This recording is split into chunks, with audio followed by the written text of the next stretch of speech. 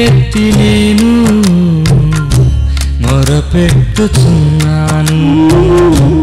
ఏలిన వాని దయను నే కోరుచున్నాను. ఎలుగెత్తి నేను మొరపెట్టుచున్నాను. ఏలిన వాని దయను నే కోరుచున్నాను.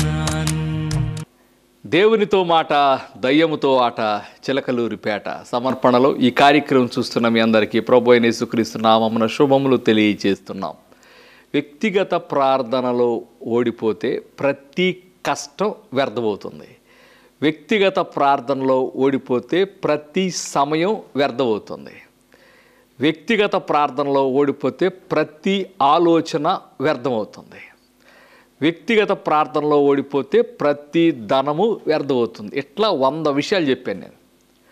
ప్రజలు దేవునితో అధిక సమయం గడపటానికి ఆటంకాలు అధిగమించి దేవునితో సమయం గడపటానికి మరొక 2 క్రొత్త పుస్తకాలని నేను రాయటం జరిగింది. అందులో ఒకటి మొర్ర పెట్టుట ద్వారా కలిగే 100 ఉపయోగాలు. మొర్ర పెట్టుట ద్వారా కలిగే 100 ఉపయోగాలు. రెండవది అధిక సమయం ఎందుకు ప్రార్థించాలి 100 కారణాలు. అధిక సమయం ఎందుకు ప్రార్థించాలి 100 కారణాలు. యోహాను సువార్త 21:15లో పేతురుతో అంటాడు, వీరి కంటే నన్ను ఎక్కువ ప్రేమిస్తున్నావా? వీరు ప్రేమిస్తున్నారు, బట్ వీళ్ళు అవసరం లేదు, నార్మల్గా ప్రేమించేవాళ్ళు. వీరికంటే ఎక్కువగా ప్రేమిస్తున్నావా? క్రైస్తవులు 2 రకాలు, నార్మల్గా ప్రేమించేవారు, అధికంగా ప్రేమించేవారు. ప్రపంచములో దేవునితో అధిక సమయం గడుపుతాం రండి, ప్రపంచాన్ని దేవునితో అధిక సమయం గడిపేటట్టు చేయుదాం రండి అని గత కొన్ని సంవత్సరాల నుంచి నేను మాట్లాడుతున్నాను. కాబట్టి తప్పకుండా ఈ పుస్తకాలు చదివి మీ ప్రార్థనా జీవితాన్ని పెంచుకోవాలని కోరుతున్నాను. త్వరపడండి, కొన్ని పుస్తకములు మాత్రమే అందుబాటులో ఉన్నాయి. ఈ పుస్తకములు కావలసిన వారు సంప్రదించవలసిన ఫోన్ నెంబర్ 6303826562. ఈ నెంబర్కు గూగుల్ పే, ఫోన్పే ద్వారా విరాళం పంపి ఫోన్ నెంబర్ కూడా దానితో పాటు పంపగలరు. త్వరపడండి, కొన్ని పుస్తకములు మాత్రమే అందుబాటులో ఉన్నవి. మరొక శుభవార్త, ఈ పుస్తకములు పొందిన వారికి ఒక పాకెట్ గోల్డ్ బైబుల్ బహుమతిగా ఇవ్వబడును. దేవునితో మాట దయ్యముతో ఆట చిలకలూరిపేట సమర్పణలో ఈ కార్యక్రమం చూస్తున్న మీ అందరికీ ప్రభువైన యేసుక్రీస్తు నామమున శుభములు తెలియజేస్తున్నాను. వ్యక్తిగత ప్రార్థనలో ఓడిపోవద్దు, సంఖ్య కలిగిన ప్రార్థన జీవితం కలిగి ఉండండి. దేవునితో అధిక సమయం గడపండి. కొన్ని సంవత్సరాల నుంచి ఈ మాటలు మీకు బోరు కొడుతున్నాయి. విని విని రోజు ఈయన పద్దాకి ఇదే చదువుతాడు, పద్దాకి ఇదే అనుకుంటారు. గుర్తుపెట్టుకోండి, మనకు కడుపు నిండిన వానికి తేనె పట్టునైనా తొక్కేస్తాడు. బైబిల్ చెబుతుంది. బాగా సఫిషియంట్ లైఫ్ ఇప్పుడు ఉన్నప్పుడు ఈ మాటలు మీకు హేళనగా కనపడతాయి. కానీ ఒకానొక పరిస్థితి వస్తుంది. అదేంటో తెలుసా? పరిస్థితులు మార్చుకోలేని లైఫ్, ప్రాబ్లం వచ్చినప్పుడు దాన్ని కరిగించుకోలేని జీవితం. అప్పుడు తెలుస్తుంది ఈ యొక్క విలువేంటో. యాకోబు రాసిన పత్రిక 5వ అధ్యాయము 16వ వచనంలో నీతిమంతుని ప్రార్థన మనఃపూర్వకమైనదే, బహుబలము కలిగినదై ఉండును. బహుబలము, ప్రార్థన బహుబలం ఉందా? ఎస్, బలం అనేది ఉంటే బలహీనం కూడా ఉంటుంది. అవును, ప్రజలు ఏ రకమైన ప్రార్థన కలిగి ఉంటున్నారు? ఏ రకమైన ప్రార్థనా జీవితం కలిగి ఉంటున్నారు? బలమైన ప్రార్థన, బలహీనమైన ప్రార్థన, ఇద్దరు దేవుణ్ణి నమ్ముకున్న వాళ్ళే. ఒక వ్యక్తి బలహీనంగా ఉంటే దేవుణ్ణి నమ్ముకుని కూడా బలహీనమైన ప్రార్థన ఉంటే ఏం జరుగుతుంది? దేవుని నమ్ముకుని బలమైన ప్రార్థన ఉంటే ఏం జరుగుతుంది? ఈ 2 మీరు తెలుసుకోవాలని నేను కోరుతున్నాను. చూడండి, యెహోషువ 18వ అధ్యాయం 3వ వచనంలో, కావున యెహోషువ ఇశ్రాయేలీయులతో ఇట్లనెను, మీ పితరుల దేవుడైన యెహోవా మీకిచ్చిన దేశమును స్వాధీనపరచుకోకుండా వెళ్లకుండా మీరెన్నాళ్ళు తడవ చేసేదరో. దేవుడు ఇచ్చేసాడండి, కనాన్ దేశం ఇచ్చేసాడు. అసలు ఎంత గొప్ప మాట అండి! ఇచ్చేసాడు, మీకు వెళ్ళిపోండి, స్వాధీనం చేసుకోమంటున్నాడు. దేవుడు కూడా మనకు కూడా అనేకమైన వాగ్దానాలు ఇచ్చాడు. ఎందుకు స్వాధీనం చేసుకోవట్లేదు? ఎందుకు స్వస్థత రావట్లేదు? ఎందుకు ఆర్థికమైన పరమైన ఆశీర్వాదాలు రావట్లేదు? ఎందుకు మానసిక పరమైన ఆశీర్వాదాలు రావట్లేదు?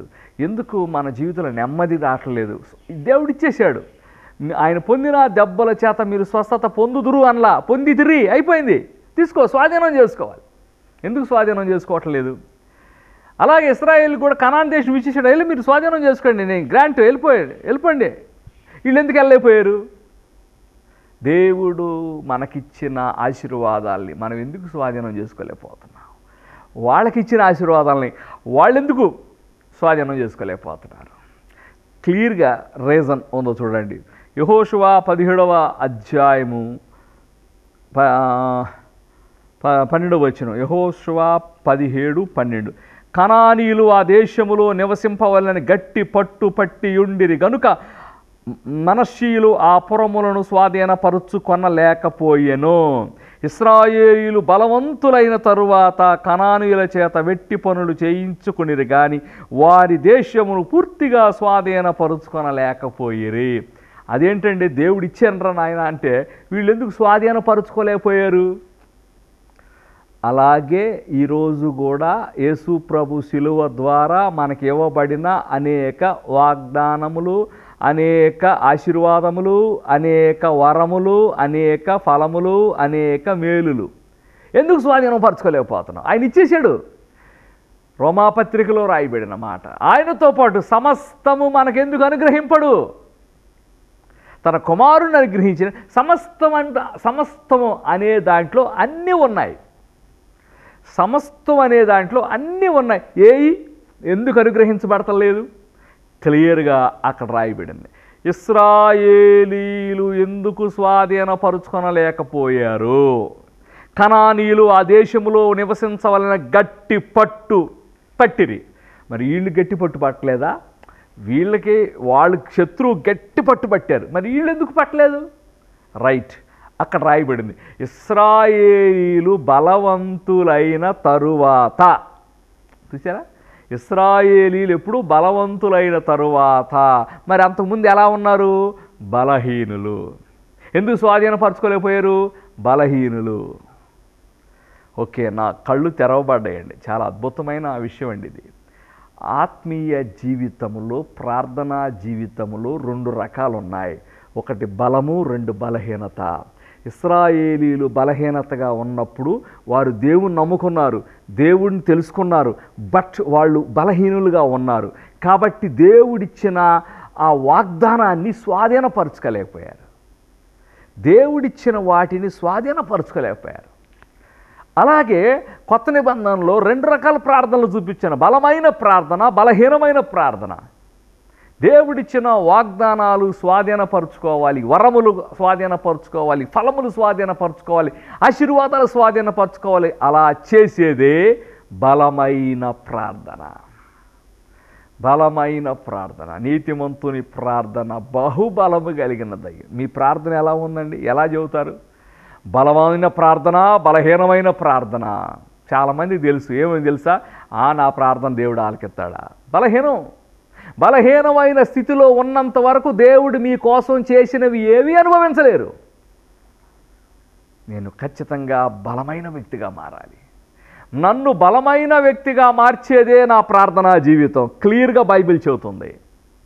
నీతిమంతుని ప్రార్థన బహుబలము కలిగినదయ్యుండును. ఏమండి, బలం అనేది ఇప్పుడు హార్లిక్స్ తాగుతారు, అది ఒకేసారి వచ్చేది కాదు. నేను 7వ తరగతిలో ఇప్పుడు ఉన్నప్పుడు జలుబు చేసింది. డాక్టర్ గారి దగ్గరికి, విపరీతమైన జలుబు చేసింది. డాక్టర్ గారి దగ్గర తీసుకెళ్ళారు. ఆయన టానిక్ ఇచ్చాడు. టానిక్ ఇస్తే అది తగ్గింది. అది రాసుకొని రెస్ట్ తీసుకొని తగ్గింది. మళ్ళీ కొంతకాలం అయిన తర్వాత మళ్ళీ బలహీనం. ఈయనకి పద్దాకా జబ్బులు వస్తున్నాయండి, బలం లేదు అని బలం వచ్చే టానిక్ ఇచ్చాడు. అది ఒక మూత తాగితే తీయగా ఉంది. అరే భలే ఉందని చెప్పి 4-5 మూతలు ఒకేసారి తాగా. రెండో రోజు జలుబు చేసుకొచ్చింది. అంటే ఎక్కువ మోతాదుల్లో ఒకేసారి బలం రాదు. బలం అనేది అనుదినము ఓడిపోకుండా, ఒక్కరోజు కూడా రద్దు కాకుండా ఉన్న ప్రార్థనా జీవితాన్ని బట్టి కొంతకాలానికి బలం వస్తుంది. మనం ఏంది 2 రోజులు ప్రజెంట్లు 3 రోజులు ఆబ్సెంట్లు. ఈ ఎప్పుడు వచ్చిందండి బలం? జీవితం అంతా ఇంతే. జీవితం అంతా చాలామంది జీవితాలు ఎంతో సీనియర్ 50-60 సంవత్సరాలు దేవుని నమ్ముకున్న వాళ్ళని కూడా మీ ప్రార్థనా గదిలో ప్రజెంట్లు ఎక్కువ ఆబ్సెంట్లు ఎక్కువ అని అడిగితే ఆబ్సెంట్లు ఎక్కువ అంటున్నారు. నా ప్రార్థనా గదిలో ప్రజెంట్లు ఎక్కువ అని చెప్పగలిగిన వారు, ఒక్కరోజు కూడా ఆబ్సెంట్ లేని సంవత్సరాలు కలిగిన వ్యక్తిని అని చెప్పేవాళ్ళు మీలో ఎవరైనా ఉంటే రండి, నేను ఒక మంచి గిఫ్ట్ ఇస్తాను మీకు. ఎందుకో తెలుసా? ఒక్కరోజు కూడా నా ముందు ఒక ఛాలెంజ్, ఒక సవాలు దేవుడిచ్చాడండి. హనోకు 300 సంవత్సరాలు నడిచాడు. కాలేబు 40 సంవత్సరాలు ఆబ్సెంట్ కాని జీవితం కలిగిన వారు ఎవరైనా ఉన్నారా? ఎక్కడికి వెళ్ళినా నేను అడుగుతున్నాను, ఒక్కడ కూడా కనపడతలేదు. ఈవెన్ నా జీవితంలో ప్రార్థనా జీవితం ఇంపార్టెంట్ తెలుసుకుని ఈ సత్యం తెలుసుకునే లోపు ఒక 20 సంవత్సరాలు వ్యర్థమైపోయింది ఆబ్సెంట్లే. పోనీ తెలుసుకున్న తర్వాత ఉన్నానా, ఏదో ఒక టైంలో ఏదో ఒక రోజు ఆబ్సెంట్. ఇక ఆబ్సెంట్ లేని సంవత్సరాలు వచ్చే వరకే సగానికి జీవితం అయిపోయింది. బలం అనేది ఆబ్సెంట్ గ్యాప్ రాకూడదండి. గ్యాప్డు ట్యానికి బలం కోసం వాడుతున్నావు, 2 రోజులు వేసుకున్నావు, 4 రోజులు ఆపేసావు, మళ్ళీ 4 రోజులు వేసుకుంటే అది బలం రాదు. కంటిన్యూషన్ ఆబ్సెంట్ లేకుండా మెడిసిన్ వాడాలని వైద్యులు చెబుతారు. ఆబ్సెంట్ లేకుండా ప్రార్థనా జీవితం ఉంటేనే బలం వస్తుంది. మరి బహుబలం అంటే నీతిమంతుడు ఒక్కరోజు కూడా ఆబ్సెంట్ కాడు. దేవుని బిడ్డలారా, దయచేసి గుర్తుపెట్టుకోండి, దేవునితో నడిచేవాడు నోవాహు నీతిమంతుడండి. ఈ తరంలో నీతిమంతులకు పితామహుడు నోవాహు, టాప్ అన్నమాట. ఆయన తర్వాత ఇంకెవరు లేరు. ఆయన ఏం చెప్పాడయ్యా అంటే, నోవాహు దేవునితో నడిచేవాడు. నడచడం అంటే 2 రోజులు నడిచి 3 రోజులు ఆబ్సెంటా? కాదు, కంటిన్యూషన్. ఒక్కరోజు ఆబ్సెంట్ లేని జీవితమే నడిచే జీవితం. కాబట్టి ప్రజలు అన్ని విషయాల్లో బాగుంటున్నారండి. ప్రార్థన దగ్గరికి వచ్చేవారికి తమ్మును తాము లైఫ్ని, శరీరాన్ని, టయాన్ని సెట్ చేసుకోలేకపోతున్నారు. కాబట్టి రాత్రి కాలములో దేవుని బిడ్డలారా, బలమైన జీవితం. ఇశ్రాయేలీలు బలవంతులైన తరువాత వారి చేత వాళ్ళని ఎట్టి పనులు చేయించారు. బలవంతులైన తర్వాతనే వాగ్దానాలు అనుభవించగలం.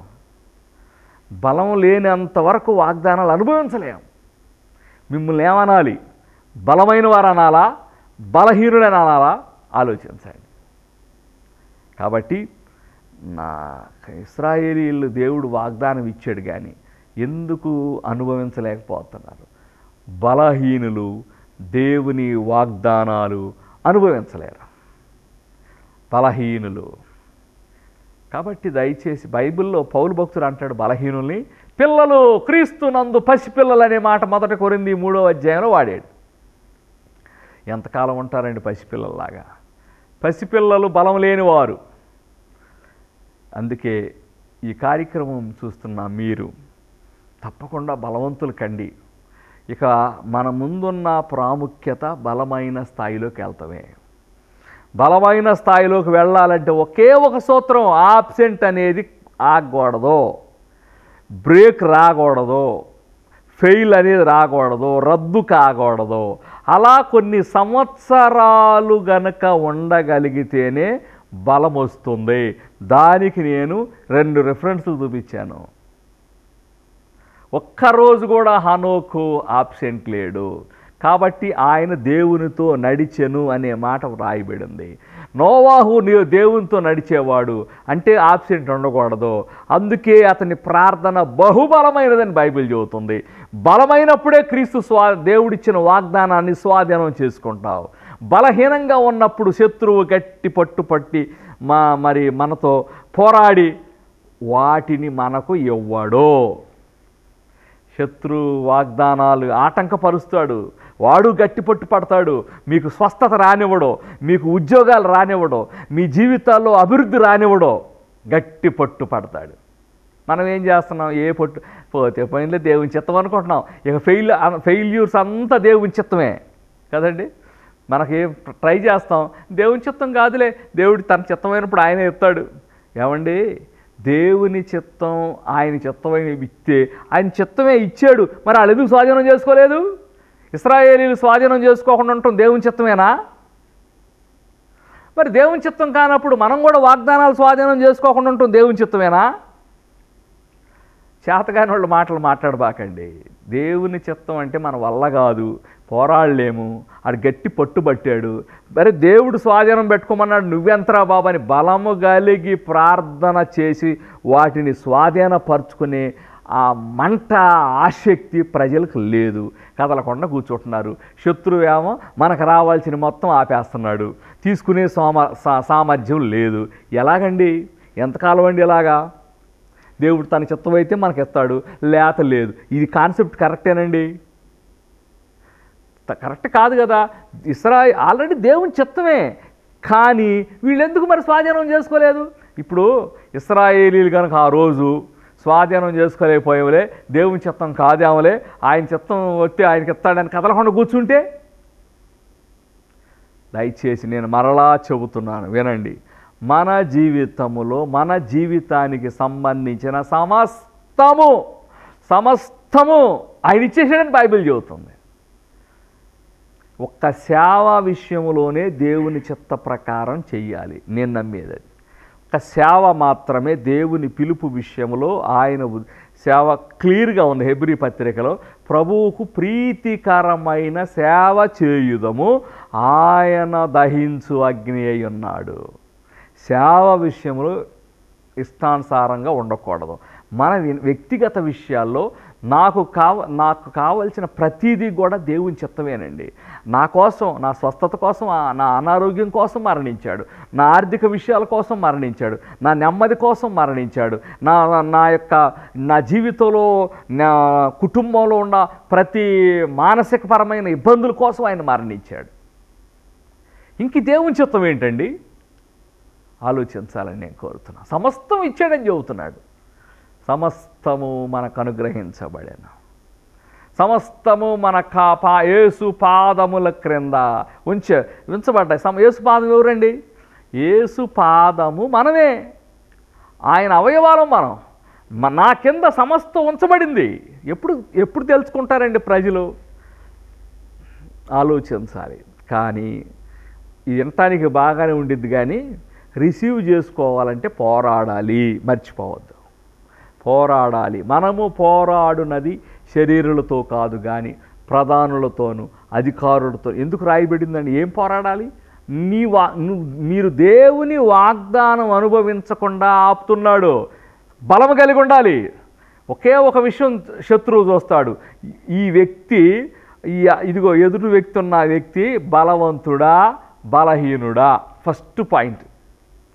వాడికి అర్థమైంది, గట్టి పట్టుబట్టాడంటే వాడు మనం కనుక బలహీనంగా ఉన్నాం అనుకో, వాడు ముందు నిలవలేవు.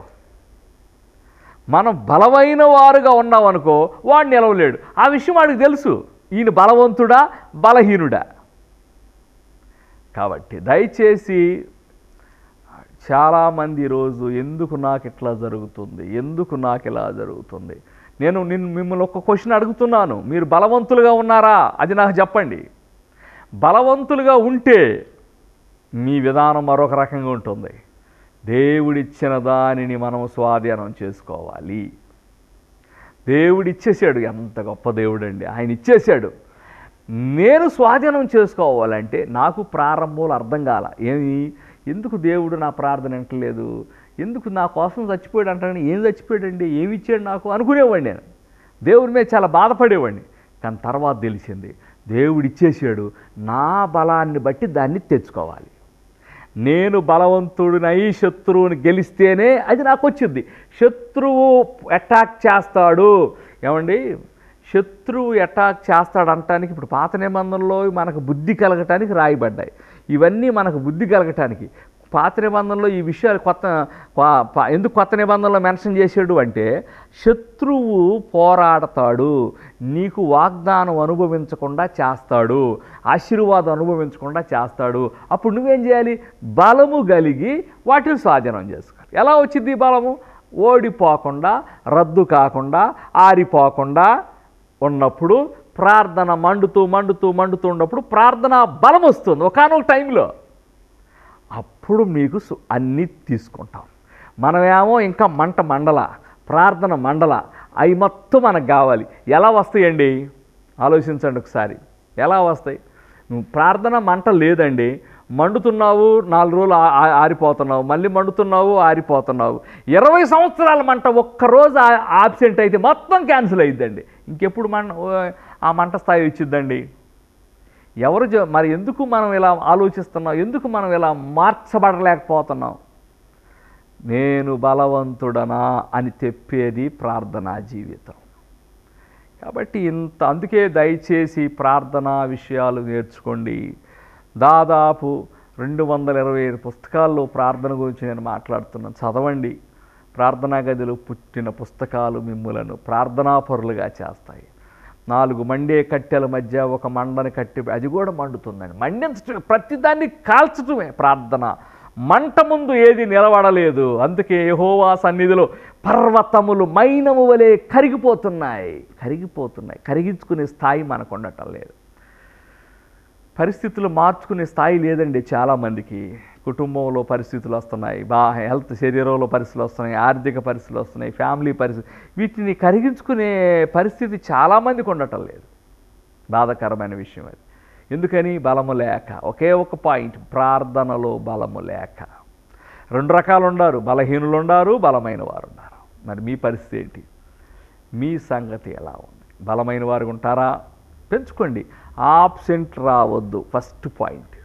రెండోది, ప్రతిరోజు దేవునితో అధిక సమయం గడపండి. పెరుగుతూ ఉండింది. ఒకానొక టైంలో ఇశ్రాయేలీలు బలవంతులైన తరువాత అన్నట్టుగా, ఏమండి మనము బలహీనులమా బలవంతులమా దేవునికి తెలుసు, పరిశుద్ధాత్మకు తెలుసు, సైతానికి కూడా తెలుసు.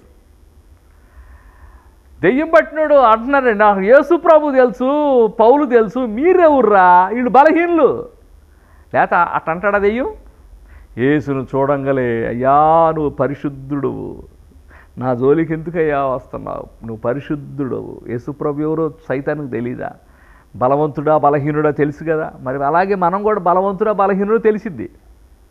కాబట్టి ఇక నుంచి అన్నా సరే మీరు గమనించి ఈ పుస్తక క్లబ్లో జాయిన్ అవ్వండి. మనము కూడా ప్రపంచ స్థాయిలో ప్రార్థన మంటను విస్తరింపచేద్దాం. కొంచెము అగ్ని లోకాన్ని తగలబెడుతుంది. మనం అలా చేద్దాం. రండి, కలిసి పనిచేద్దాం. దేవుడు మిమ్ములను బలమైన ప్రార్థనా పరులుగా చేయునుగాక. ప్రార్థన చేసుకుందాం. పరిశుద్ధుడా, ప్రేమ కలిగిన తండ్రి, బలమైన ప్రార్థన శత్రువులు స్వాధీనపరుచుకోకుండా అడ్డుగా ఉన్న ప్రతి పరిస్థితిని జయించేదడు చేస్తుంది ప్రభు.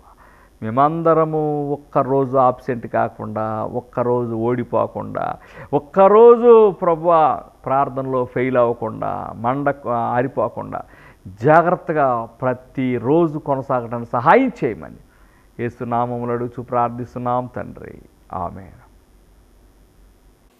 దేవునితో మాట దయ్యముతో ఆట చిలకలూరిపేట సమర్పణలో ఈ కార్యక్రమం చూస్తున్న మీ అందరికీ ప్రభు అయిన యేసుక్రీస్తు నామమున శుభములు తెలియజేస్తున్నాం. వ్యక్తిగత ప్రార్థనలో ఓడిపోతే ప్రతి కష్టం వ్యర్థమవుతుంది. వ్యక్తిగత ప్రార్థనలో ఓడిపోతే ప్రతి సమయం వ్యర్థమవుతుంది.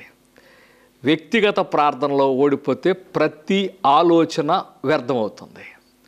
వ్యక్తిగత ప్రార్థనలో ఓడిపోతే ప్రతి ధనము వ్యర్థమవుతుంది. ఇట్లా 100 విషయాలు చెప్పాను నేను. ప్రజలు దేవునితో అధిక సమయం గడపటానికి ఆటంకాలు అధిగమించి దేవునితో సమయం గడపటానికి మరొక 2 క్రొత్త పుస్తకాలని నేను రాయటం జరిగింది. అందులో ఒకటి, మొర్ర పెట్టుట ద్వారా కలిగే 100 ఉపయోగాలు. మొర్ర పెట్టుట ద్వారా కలిగే 100 ఉపయోగాలు. రెండవది, అధిక సమయం ఎందుకు ప్రార్థించాలి 100 కారణాలు. అధిక సమయం ఎందుకు ప్రార్థించాలి 100 కారణాలు. యోహాను సువార్త 21:15లో పేతురుతో అంటాడు, వీరి కంటే నన్ను ఎక్కువ ప్రేమిస్తున్నావా? వీరు ప్రేమిస్తున్నారు, బట్ వీళ్ళు అవసరం లేదు. నార్మల్గా ప్రేమించేవాళ్ళు.